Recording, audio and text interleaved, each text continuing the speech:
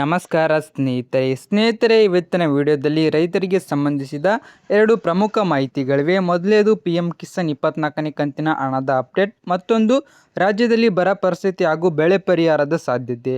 ಜೊತೆಗೆ ಇಂದಿನ ಕಂತಿನ ಹಣ ಬಾಕಿ ಇರುವ ರೈತರಿಗೆ ಏನು ಮಾಹಿತಿ ಇದೆ ಎಲ್ಲವನ್ನ ಸಂಪೂರ್ಣವಾಗಿ ನೋಡ್ತಾ ಹೋಗೋಣ. ಮೊದಲಿಗೆ ಪ್ರಧಾನಮಂತ್ರಿ ಕಿಸಾನ್ ಸಮ್ಮಾನ್ ನಿಧಿ ಯೋಜನೆ ಬಗ್ಗೆ ನೋಡೋದಾದರೆ, ಈ ಯೋಜನೆಯಡಿ ಅರ್ಹ ರೈತರಿಗೆ ವರ್ಷಕ್ಕೆ 6,000 ರೂಪಾಯಿ ಸಹಾಯಧನವನ್ನು 3 ಕಂತುಗಳಲ್ಲಿ ನೀಡಲಾಗುತ್ತದೆ. ಪ್ರತಿ ಕಂತಿಗೆ 2,000 ರೂಪಾಯಿ ರೈತರ ಬ್ಯಾಂಕ್ ಖಾತೆಗೆ DBT ಮೂಲಕ ಜಮಾ ಆಗುತ್ತದೆ. ಈ ಯೋಜನೆಯನ್ನು ಮುಂದಿನ ವರ್ಷಗಳಿಗೂ ಮುಂದುವರಿಸುವ ಕುರಿತು ಕೇಂದ್ರ ಸರ್ಕಾರ ಈಗಾಗಲೇ ನಿರ್ಧಾರ ಕೈಗೊಂಡಿದೆ. ಸಾಮಾನ್ಯವಾಗಿ 4 ತಿಂಗಳ ಅಂತರದಲ್ಲಿ ಕಂತುಗಳು ಬಿಡುಗಡೆಯಾಗುತ್ತವೆ. 24ನೇ ಕಂತಿನ ಹಣದ ಬಿಡುಗಡೆ ದಿನಾಂಕ ಬಗ್ಗೆ ರೈತರು ಕಾಯುತ್ತಿದ್ದಾರೆ. ಕೆಲವು ರಾಜ್ಯಗಳಲ್ಲಿ ವಿಶೇಷ ಪರಿಸ್ಥಿತಿಗಳನ್ನು ಗಮನದಲ್ಲಿಟ್ಟುಕೊಂಡು ಹಣವನ್ನು ಮುಂಚಿತವಾಗಿ ನೀಡುವ ಸಾಧ್ಯತೆಗಳ ಕುರಿತು ಚರ್ಚೆಗಳು ನಡೆಯುತ್ತಿವೆ. ಕರ್ನಾಟಕದ ರೈತರಿಗೂ ಕೂಡ ಮುಂಗಡವಾಗಿ ಕಂತು ಸಿಗುತ್ತದೆ ಎಂಬುದು ಕೇಂದ್ರ ಸರ್ಕಾರದ ಅಂತಿಮ ನಿರ್ಧಾರದ ಮೇಲೆ ಅವಲಂಬಿತವಾಗಿದೆ.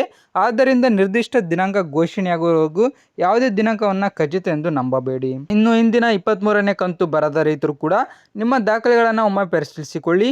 PM ಕಿಸಾನ್ ಪೋರ್ಟಲ್ನಲ್ಲಿ EKYC ಪೂರ್ಣವಾಗಿದೆಯಾ, ಆಧಾರ್ ಬ್ಯಾಂಕ್ ಖಾತೆ ಲಿಂಕ್ ಆಗಿದೆಯಾ, DBT ಸಕ್ರಿಯವಾಗಿದೆಯಾ ಮತ್ತು ನಿಮ್ಮ ಭೂ ದಾಖಲೆಗಳ ಮಾಹಿತಿ ಸರಿಯಾಗಿದೆ ಎಂಬುದನ್ನು ಖಚಿತಪಡಿಸಿಕೊಳ್ಳಿ. ಯಾವುದಾದರೂ ಸಮಸ್ಯೆ ಇದ್ದರೆ ಹತ್ತಿರದ ಕೃಷಿ ಇಲಾಖೆ ಅಥವಾ ಸಂಬಂಧಪಟ್ಟ ಸೇವಾ ಕೇಂದ್ರವನ್ನು ಸಂಪರ್ಕಿಸಿ. ಈಗ ರಾಜ್ಯದ ಮತ್ತೊಂದು ಪ್ರಮುಖ ವಿಚಾರ ಬರ ಪರಿಸ್ಥಿತಿ. ಕೆಲವು ಜಿಲ್ಲೆಗಳಲ್ಲಿ ವಾಡಿಕೆಯಷ್ಟು ಮಳೆಯಾಗದ ಕಾರಣ ಬಿತ್ತನೆ ಮಾಡಿದ ಬೆಳೆಗಳಿಗೆ ತೊಂದರೆ ಉಂಟಾಗಿದೆ. ಸರ್ಕಾರದ ವತಿಯಿಂದ ಮಳೆ ಮತ್ತು ಬೆಳೆ ಪರಿಸ್ಥಿತಿಯ ಕುರಿತು ಸಮೀಕ್ಷೆ ನಡೆಸಲಾಗುತ್ತಿದೆ. ಯಾವ ಜಿಲ್ಲೆ ಅಥವಾ ತಾಲೂಕುಗಳಲ್ಲಿ ಬರಪೀಡಿತ ಪ್ರದೇಶ ಎಂದು ಘೋಷಿಸಬೇಕು ಎಂಬ ನಿರ್ಧಾರ ಅಧಿಕೃತ ಸಮೀಕ್ಷೆ ಮತ್ತು ಸರ್ಕಾರದ ಆದೇಶದ ನಂತರವೇ ಸ್ಪಷ್ಟವಾಗಲಿದೆ.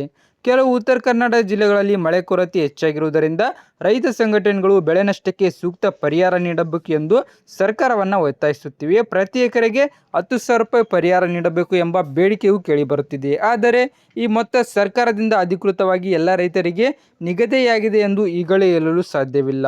ಇನ್ನು ಬೆಳೆ ವಿಮೆ ಮಾಡಿಸಿರುವ ರೈತರು ತಮ್ಮ ಬೆಳೆ ವಿವರಗಳು ಮತ್ತು ಬೆಳೆ ಸಮೀಕ್ಷೆಯ ಮಾಹಿತಿಯನ್ನು ಪರಿಶೀಲಿಸಿಕೊಳ್ಳುವುದು ಬಹಳ ಮುಖ್ಯ. ನೀವು ನಿಜವಾಗಿ ಯಾವ ಬೆಳೆ ಬೆಳೆದಿದ್ದೀರೋ ಅದೇ ಮಾಹಿತಿ ದಾಖಲೆ ಇದೆ ಎಂಬುದನ್ನು ಖಚಿತಪಡಿಸಿಕೊಳ್ಳಿ. ಇದಲ್ಲದೆ ಕೃಷಿ ಯಂತ್ರೋಪಕರಣಗಳು ಮತ್ತು ಇತರ ಕೃಷಿ ಚಟುವಟಿಕೆಗಳಿಗೆ ಸರ್ಕಾರದಿಂದ ವಿವಿಧ ಸಹಾಯಧನ ಯೋಜನೆಗಳು ಲಭ್ಯವಿರಬಹುದು. ಟ್ರ್ಯಾಕ್ಟರ್, ರೋಟಾವೇಟರ್ ಸೇರಿದಂತೆ ಕೃಷಿ ಉಪಕರಣಗಳಿಗೆ ಅರ್ಜಿ ಸಲ್ಲಿಸಲು ಅರ್ಹ ರೈತರು ತಮ್ಮ ಹತ್ತಿರದ ರೈತ ಸಂಪರ್ಕ ಕೇಂದ್ರ ಅಥವಾ ಕೃಷಿ ಇಲಾಖೆಯನ್ನು ಸಂಪರ್ಕಿಸಿ. ಸರ್ಕಾರಿ ಯೋಜನೆಗಳ ಹಣ ನಿಮ್ಮ ಖಾತೆಗೆ ಸರಿಯಾಗಿ ಬರಬೇಕಾದರೆ ಆಧಾರ್, ಬ್ಯಾಂಕ್ ಖಾತೆ, DBT ಹಾಗೂ ರೈತರ ಗುರುತಿನ ದಾಖಲೆಗಳ ಮಾಹಿತಿಯನ್ನು ಸರಿಯಾಗಿರುವುದು ಬಹಳ ಮುಖ್ಯ. ಹೀಗಾಗಿ ರೈತ ಬಂಧುಗಳೇ, PM ಕಿಸಾನ್ 24ನೇ ಕಂತಿನ ಅಧಿಕೃತ ದಿನಾಂಕ, ಬರ ಪರಿಹಾರದ ಜಿಲ್ಲೆಗಳ ಪಟ್ಟಿ ಅಥವಾ ಪರಿಹಾರದ ಮೊತ್ತದ ಬಗ್ಗೆ ಸರ್ಕಾರದಿಂದ ಅಂತಿಮ ಆದೇಶ ಬಂದ ನಂತರವೇ ಖಚಿತ ಮಾಹಿತಿ ತಿಳಿಯಲಿದೆ.